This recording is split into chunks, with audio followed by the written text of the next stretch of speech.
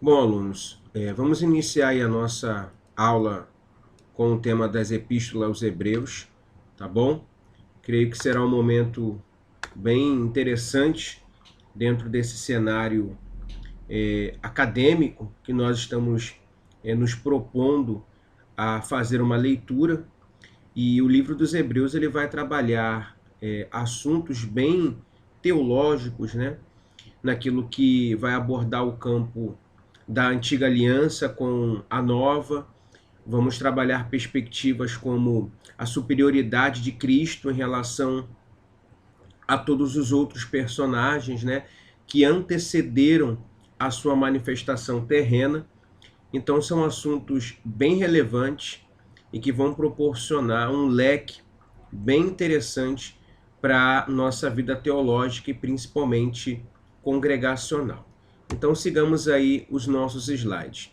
Primeira ideia que eu quero trabalhar com vocês é para quem foi escrita essa epístola, tá? Lembrando aos irmãos que nós não sabemos quem foi o autor, tá? Que escreveu a epístola aos Hebreus. Uns vão dizer que foi Paulo, outros vão dizer que foi Apolo, um grupo vai dizer, bem pequeno, né, que foi Barnabé, outros vão relatar a ideia de que ter sido Pedro. Mas em nenhum momento nós temos a certeza de quem foi de fato o escritor da epístola aos Hebreus. Mas quem escreveu, de fato, não nos é importante, tá? Até porque dentro dos 66 livros que nós temos inseridos na Bíblia Sagrada, muitos deles nós também não temos a exatidão de quem foi que escreveu, quando foi que escreveu. Então eu não quero perder tempo aqui tentando descobrir ou discutir quem foi o escritor da carta aos Hebreus. O primeiro slide vai dizer o seguinte: a epístola aos Hebreus, ela foi escrita, como indica o nome, particularmente aos judeus crentes, embora tenha um valor permanente e uma aplicação contínua para todos os crentes em todas as épocas. O que o primeiro slide está querendo dizer? Que essa epístola, ela teve a sua serventia no momento em que ela foi propagada, no recorte histórico em que ela foi enviada para um grupo específico de pessoas, mas ela também tem a sua relevância dentro do nosso cenário, tá bom? Sigamos os slides. A adequada interpretação de Hebreus, no entanto, requer conhecimento de que essa carta se dirige a três grupos distintos de judeus. Quem são esses três tipos distintos de judeus? O primeiro tipo, tá? Vai trabalhar a ideia dos judeus cristãos. Quem são os judeus cristãos? Formavam um grupo imaturo de cristãos que eram tentados a agarrar-se às tradições e aos rituais simbólicos e sem poder espiritual do judaísmo. A carta foi escrita para que este grupo fosse encorajado a confiar em Cristo. Esse primeiro grupo de judeus foram grupos de judeus que se converteram de fato ao partido de Cristo, tá? A essa nova seita, não dentro de um contexto pejorativo da palavra, né? Mas a princípio o cristianismo era visto como uma seita, como eram vistas as outras seitas judaicas que trabalhavam a perspectiva religiosa dentro daquele cenário, né? Como a seita dos fariseus, dos saduceus, a seita dos essênios, a seita dos zelotes. Os novos cristãos também eram tidos como pertencentes a uma seita de linhagem judaica, né? Ou eles eram conhecidos como a seita dos nazarenos, ou a seita dos homens e mulheres que pertenciam a um determinado caminho. Então esses novos cristãos que eram judeus, tá? Que se converteram a Cristo, principalmente dentro daquele cenário que ocorre em Atos capítulo de número 2, esse grupo ele vai se expandindo, né? Vai fazendo discípulos, como bem a Bíblia nos instrui a fazer. só que eram pessoas extremamente imaturas, dentro de um cenário onde eles precisavam possuir uma experiência ainda maior com Deus, aplicando os ensinamentos que eles receberam, tá? Dos seus tutores, dos seus mestres, dos seus discipuladores. Só que esse processo de perseguição que esse grupo estava sofrendo estava fazendo com que eles se sentissem tentados a ceder às pressões dos judeus ortodoxos que agiam dentro daquele período.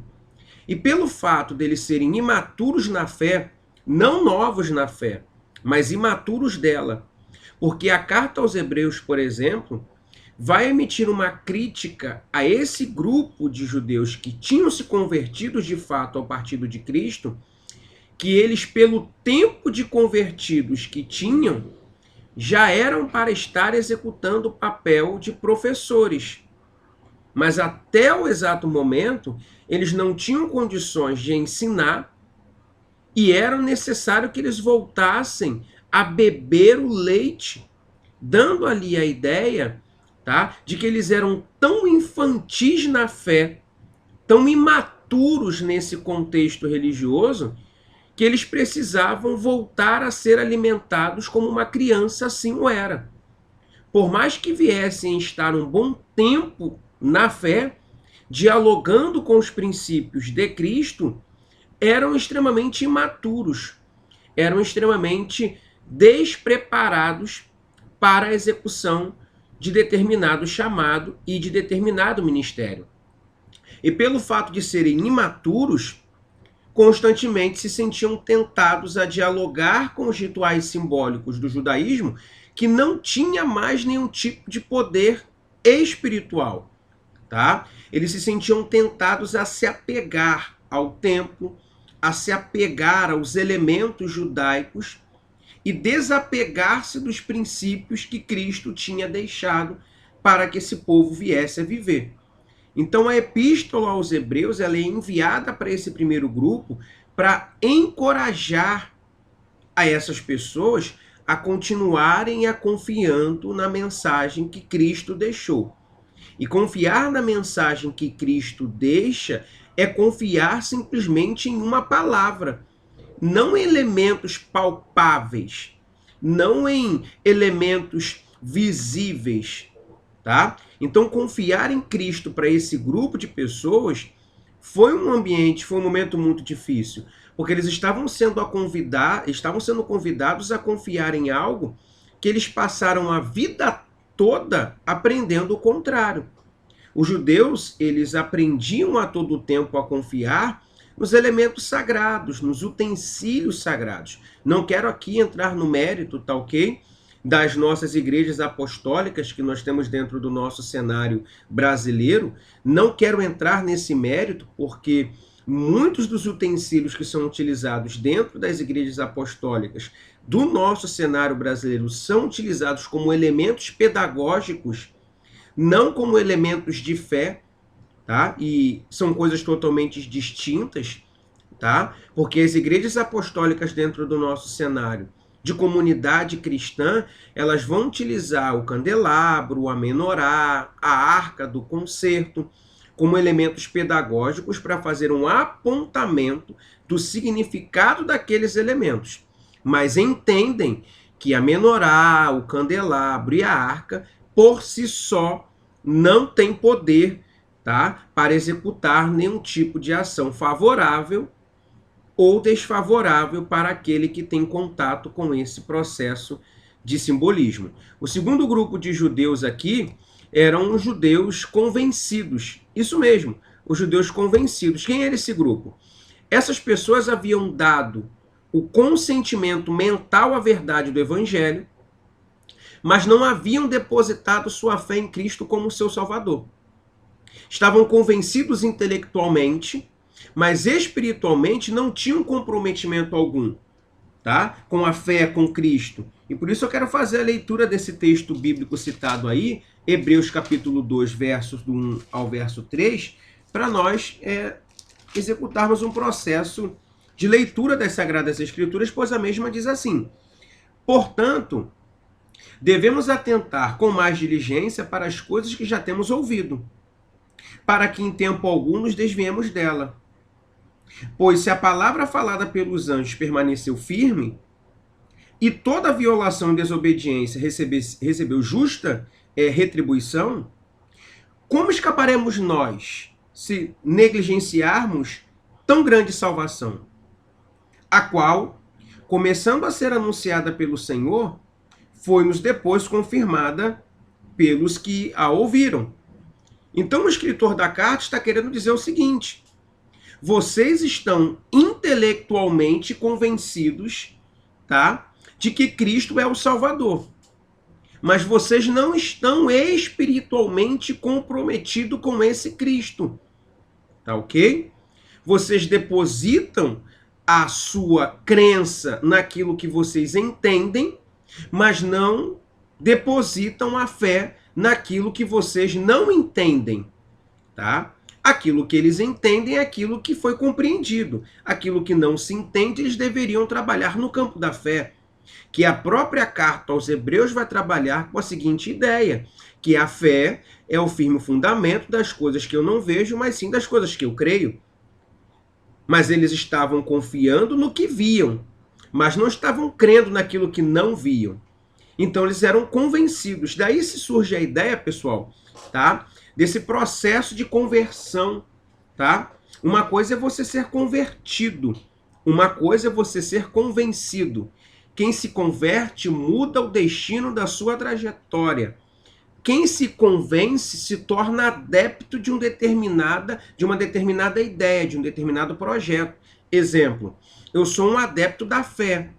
Então eu vou procurar uma igreja que me proponha viver de acordo com aquilo que eu acho ser o certo. Que me proponha viver de uma forma que me proporcione prazer, satisfação, riqueza, prosperidade. Se eu sou um adepto da fé, eu vou procurar uma igreja cujas mensagens que são ministradas naquele altar venha afagar o meu ego, venha ser uma mensagem de autoajuda, não uma mensagem de exortação, de conversão, para que eu possa tomar vergonha na cara e abandonar os meus pecados, tá? Então existe uma diferença entre converter-se e convencer-se. O convertido, ele muda a sua trajetória de vida. O convencido, ele se torna adepto de um discurso. Que quando esse discurso ele muda, tá? Esse que era adepto a princípio desse discurso, ele passa a não ser mais adepto do mesmo e vai atrás de um outro discurso que ele goste mais. É por isso que você visualiza muitas pessoas pulando de igreja em igreja. Ele está muito bem em uma congregação. Beleza, show de bola, tranquilo. Mas na hora que o pastor pega ele de jeito, na hora que as coisas passam a não mais funcionar do modo que ele acha ser o correto, o que ele faz? Ele mete o pé. Ele vai para onde está mais confortável para ele. Então esse segundo grupo de judeus aqui são judeus convencidos, não convertidos. E tem um terceiro grupo, tá? São judeus incrédulos. Quem são esses judeus incrédulos?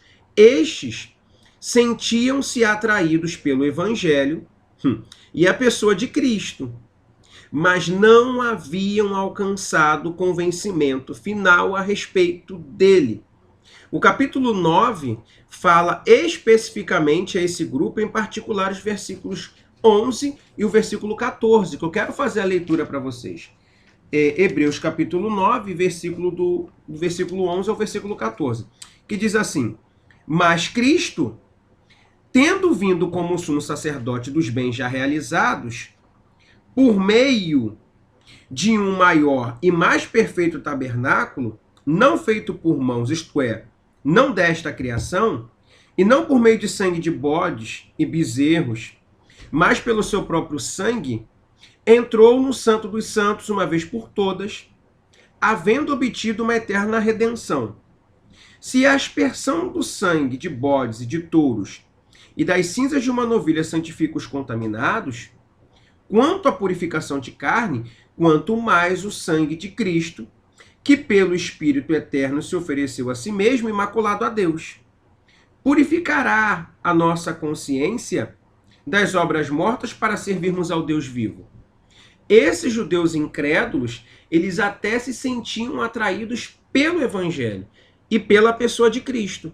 Tipo assim, pô, Cristo é maneiraço. Pô, esse camarada aí é gente boa pra dedéu.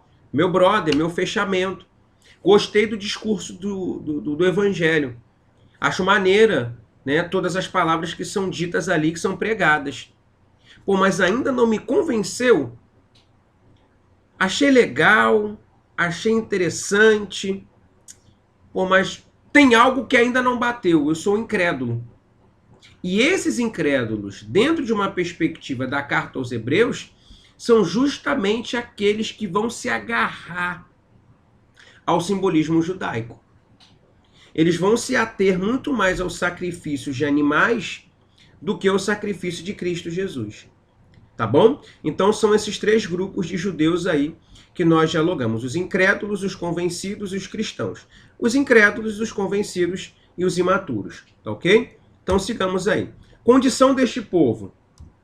Diz o nosso slide seguinte: oprimidos pelas tribulações presentes e pelo pensamento de adversidade futura, cederam ao desânimo.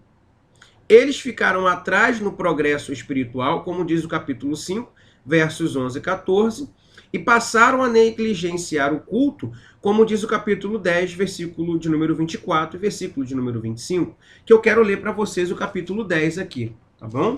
Capítulo 10, versículo 24 e versículo 25, diz o seguinte: consideremos-nos uns aos outros para nos estimularmos ao amor e às boas obras, não deixando de congregar-nos, como é costume de alguns, mas admoestemo-nos uns aos outros, e tanto mais quando vedes que se vai aproximando aquele dia. Então, qual era a condição desse povo? Eles estavam sendo atribulados por conta da opressão e da perseguição executada pelos judeus ortodoxos existentes naquela época. Tá? E por conta dessa perseguição, eles não progrediram, estagnaram na fé, né? Cederam às perseguições e ficaram temerosos e paralisaram. Não cresceram, tá? E passaram a negligenciar o culto. Que negligência é essa de culto, pessoal?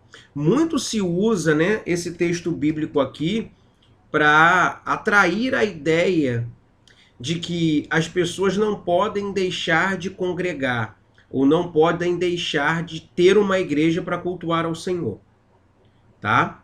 Só que o texto bíblico aqui, ele vai dizer a ideia de culto, a ideia de congregar.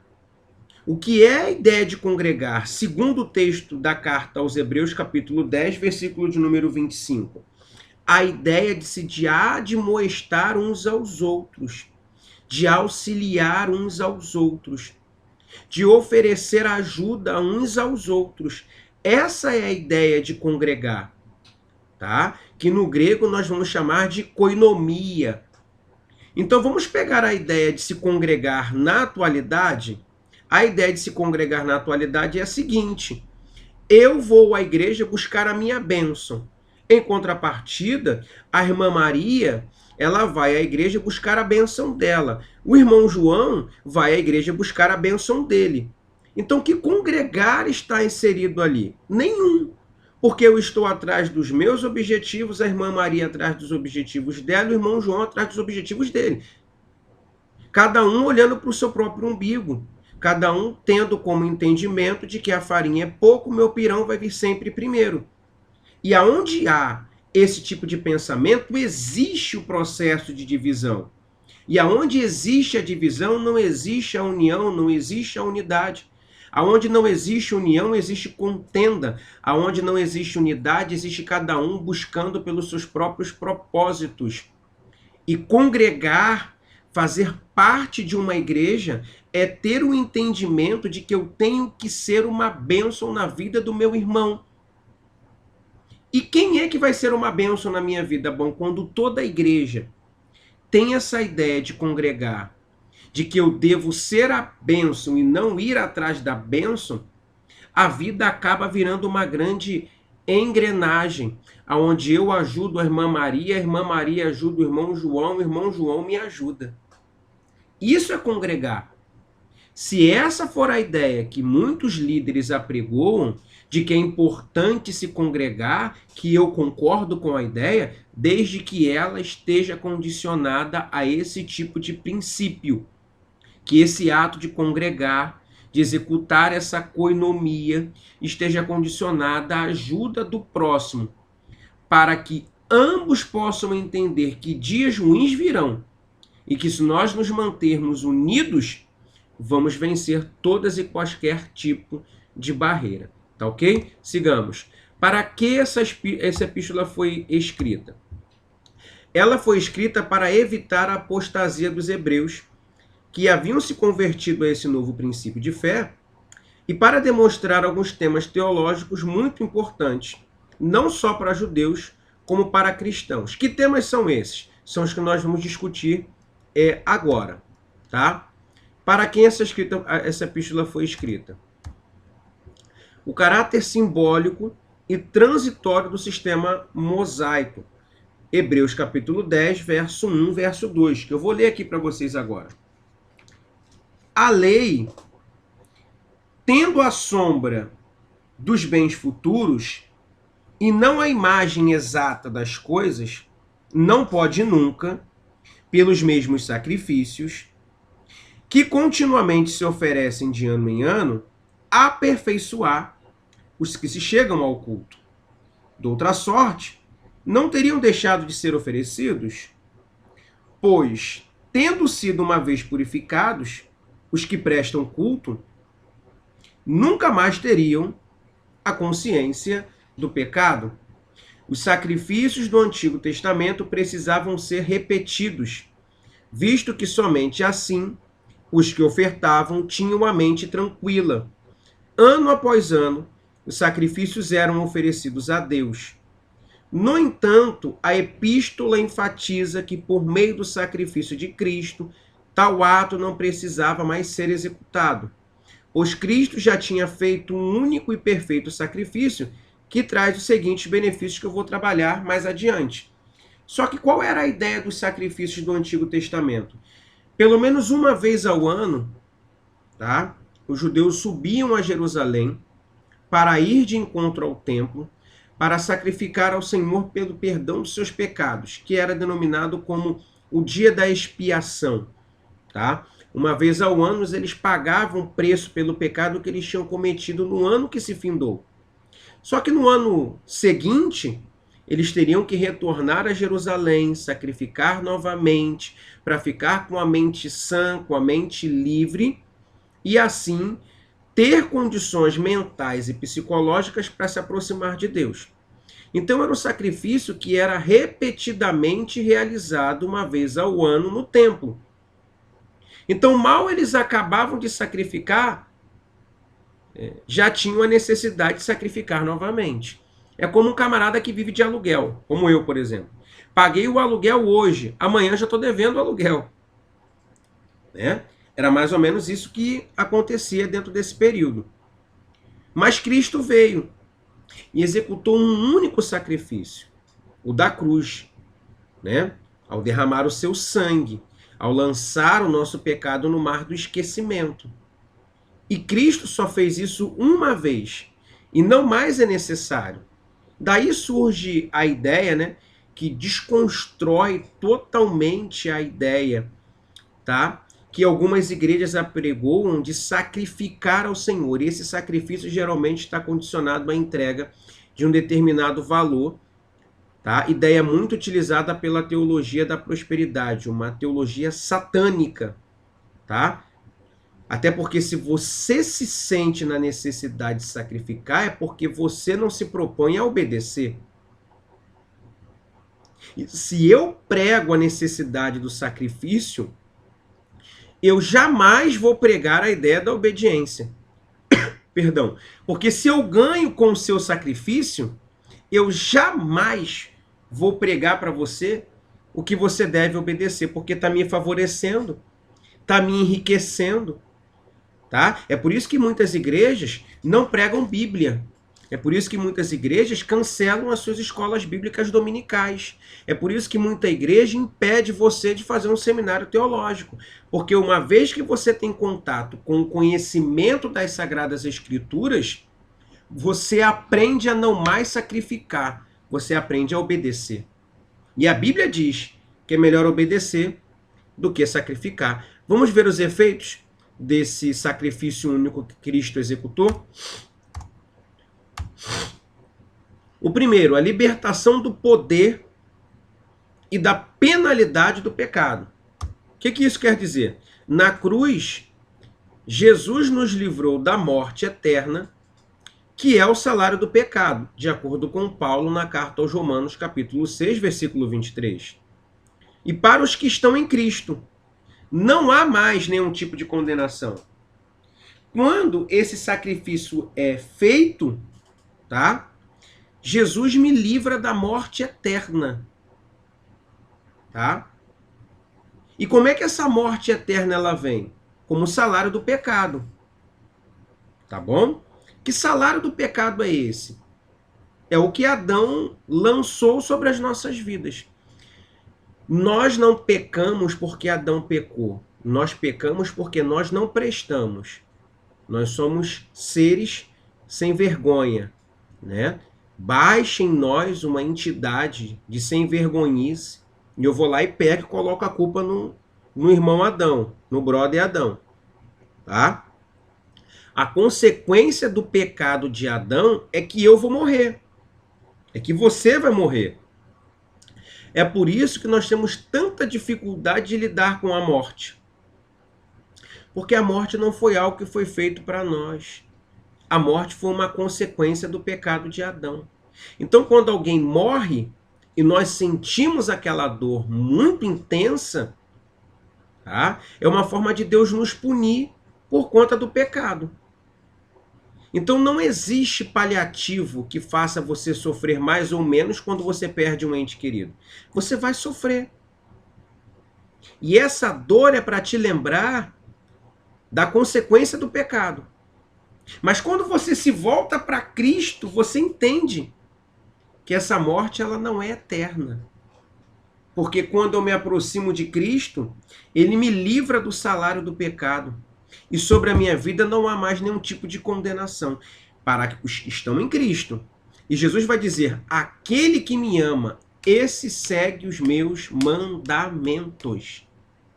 Tá? Não é simplesmente você ir lá aceitar Jesus como seu Senhor e Salvador, não é isso? E falar assim, ó, tô de boa, tô tranquilão, né? Salvação tá ok, o céu tá ok, prosperidade tá ok. Não, não é bem assim que a parada rola, não. Tá bom? Está em Cristo, não há condenação. Mas o que é estar em Cristo? Obedecendo os seus mandamentos. Tá ok? Sigamos aí. Segundo, a santificação mediante a oferta única de Jesus. Quando eu aceito esse sacrifício único, eu sou santificado, de acordo com Hebreus 10:10, que eu vou ler aqui para vocês. Nessa vontade é que temos sido santificados pela oferta do corpo de Jesus Cristo, feita uma vez por todos. O que isso vai dizer?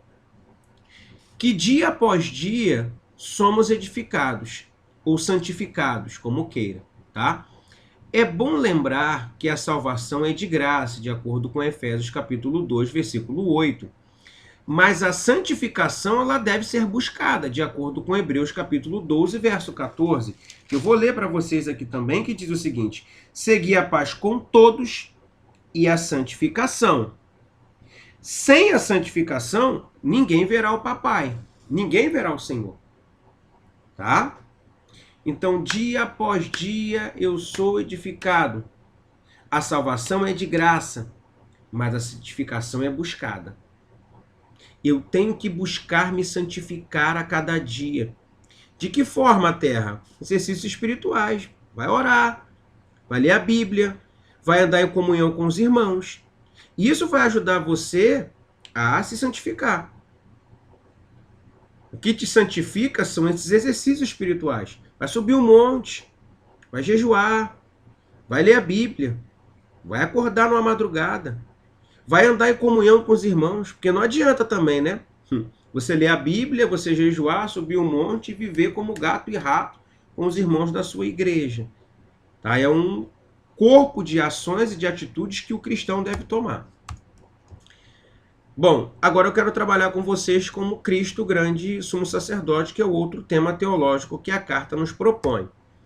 Em Levítico, a lei exigia que o sumo sacerdote fosse sem defeito físico, tá? Não animal, o sumo sacerdote. À luz do que Hebreus revela, destacaremos duas afirmações a respeito de Jesus, o Filho de Deus, como nosso sumo sacerdote.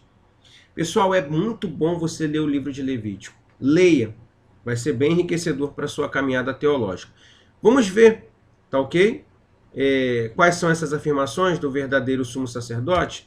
Que era o seguinte: no trecho bíblico de Hebreus capítulo 4, verso 15, e do capítulo 5, do versículo 4 ao versículo 9, o escritor mostra que o sacerdote precisava ser dotado de tais qualificações que são: ser chamado por Deus, ser compassivo com os fracos, ser dependente de Deus e ser obediente a Deus.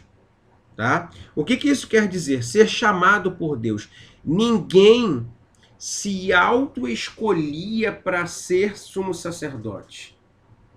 Era Deus que chamava. Tá? É por isso que, geralmente, quem tem um chamado pastoral, geralmente não quer. Tá? Porque se ele pudesse optar, ele optaria por qualquer outro ministério. Você tem um chamado pastoral, está repreendido, faz até o sinal da cruz, o saravá, bate 3 vezes na madeira e fala oguiê. Mas é esse que é o chamado. Agora, geralmente aquele, né, que se lança para o ministério, esse não tem chamado algum. Quando vai, quebra a cara. Quando vai, passa 3 meses e vive na prática da mancada. Se desvia, né, etc e tal. Então, o escritor vai dizer que o sacerdote precisa ter essa qualificação, ele tem que ser chamado por Deus, ele tem que ser compassivo com os fracos, ter empatia, aprender a se colocar no lugar do próximo, ser dependente de Deus, ser obediente a Deus. Dependência e obediência está condicionada a isso aqui, ó, a narrativa bíblica. E quem é o nosso sumo sacerdote maior do que qualquer um outro? É Cristo. Sabe por quê? Porque Cristo teve o chamado de Deus. Porque Cristo tinha empatia pelas pessoas. Porque Cristo era dependente de Deus. Porque Cristo era obediente a Deus.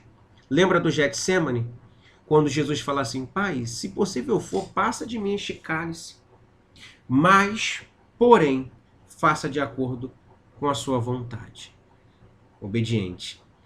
Eu quero, Senhor, tal coisa, mas faça de acordo com aquilo que o Senhor quer.